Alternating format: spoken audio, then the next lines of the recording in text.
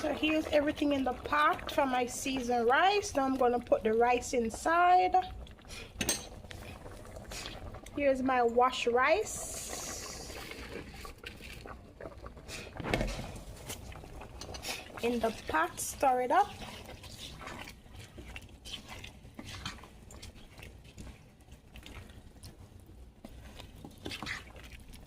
This is my seasoned rice, Jamaican style, ackee and saltfish seasoned rice.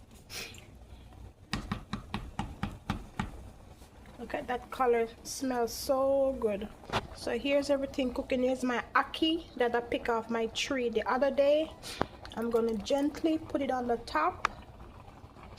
Yeah, gotta be careful, don't wanna mash out the ackee.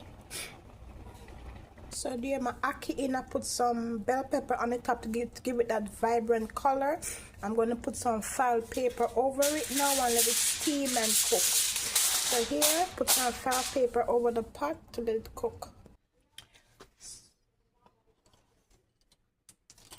So here's my finished ackee and saltfish seasoned rice. It's my first time making it. Here it is, the finishing touch. Ackee and saltfish seasoned rice, my first time making it.